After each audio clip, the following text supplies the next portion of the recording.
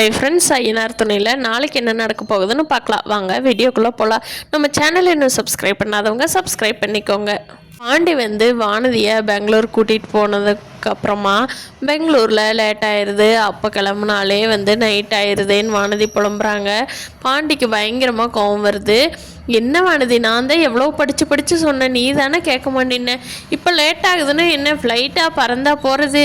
உனக்கு ரியாலிட்டியே புரியாதா? சின்ன பிள்ளைத்தனமாக இருக்கியா அப்படின்னு சொல்லி திட்டிகிட்டு இருக்காரு.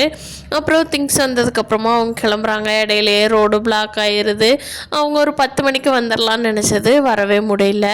வானதிக்கு அவங்க வீட்டில் இருந்து ஃபோன் வந்துக்கிட்டே இருக்குது. வானதி எடுத்து பேசிட்டு இருந்தா, ஃப்ரெண்டு வீட்டில் இருக்காம்மா, வந்துடுறாம்மா அப்படிங்கிறாங்க. திருப்பியும் கொஞ்ச நேரத்துலேயே அவங்க அண்ணா அப்பா எல்லாருமே கூப்பிட்றாங்க. இந்த வந்துட்டே இருக்கிறேன், நான் வந்துடுறேன், நீங்கள் தூங்குங்க அப்படிங்கிறாங்க. டே, உண்மையை சொல்லுடி, எங்கே போயிருக்கிற? அந்த பாண்டியோட சேர்ந்து ஓடிக்கிது போயிட்டியா, இல்லை உண்மையிலேயே ஃப்ரெண்டு வீட்லேயே இருக்கிறியா அப்படின்னு சொல்லி அவங்க கேட்குறாங்க. அப்போது வானதிக்கு பயங்கர கோவம் வந்துடுது. ஆமாம், பாண்டியோட தான் வந்திருக்கிறேன், ஓடியெல்லாம் போகலை. பெங்களூர் பாண்டி பொருள் வாங்கணும்னு வந்தேன், நானும் கூட வந்தேன், அதனால் லேட் ஆயிடுச்சு. இப்போ காரில் தான் இருக்கிறேன், நான் வீடியோ கால் வேணா பண்ணட்டுமாங்கிறாங்க. அடியே, என்னடி பண்ணி வச்சுருக்கிற? கல்யாணத்துக்கு முன்னாடி எதுக்கடி கண்டவங்க கூட எல்லாம் போகிற? இதெல்லாம் என்ன நம்ம குடும்பத்துக்கு ஆகுமா அப்படின்னு சொல்லி திட்டிகிட்டு இருக்காங்க. வானதி, நான் வந்துடுவேன்னு சொல்கிறேன்ல, கத்தாதீங்க அப்படிங்கிறாங்க.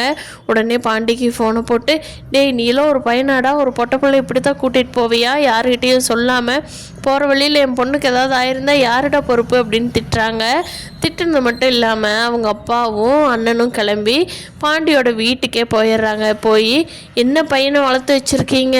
ஒரு வயசு பொண்ணை எங்கே வேணாலும் கூட்டிகிட்டு போகிறதா அறிவில்லையா? நீங்களாம் மனுஷ ஜென்மங்களாடா, அதான்டா பிள்ளை இருந்தால் தானே உங்களுக்கெல்லாம் அந்த அருமை தெரியும் அப்படின்னு பயங்கர திட்டி, சோழன் சேரன் அவங்க அண்ணா அப்பா எல்லாத்துக்குமே பயங்கரமாக சண்டை வந்துடுது.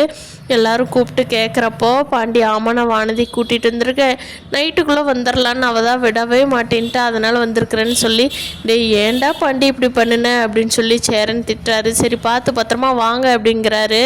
சோழன் சவாரிக்கு போனதுனால அவருக்கு இந்த பிரச்சனையே தெரியாது.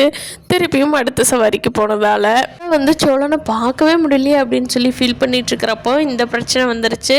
நிலாவும் சோழனுக்கு ஃபோன் பண்ணவே இல்லை. அதனால் அட்வொகேட் ஃபோன் பண்ணுறாரு. நிலா இன்னைக்கு வந்துருமா அப்படின்னு சொல்லி. அப்போது நிலாவும் சோழன் அடுத்து முடிச்சுட்டு வந்தார்னா நிலா அவங்ககிட்ட என்ன சொல்ல போகிறாங்க, இல்லை அட்வொகேட்டுக்கு பதில் சொல்கிறாங்களா, கோர்ட்டுக்கு போகிறாங்களாங்கிறத வரப்போகிற நாட்களில் பார்க்கலாம்.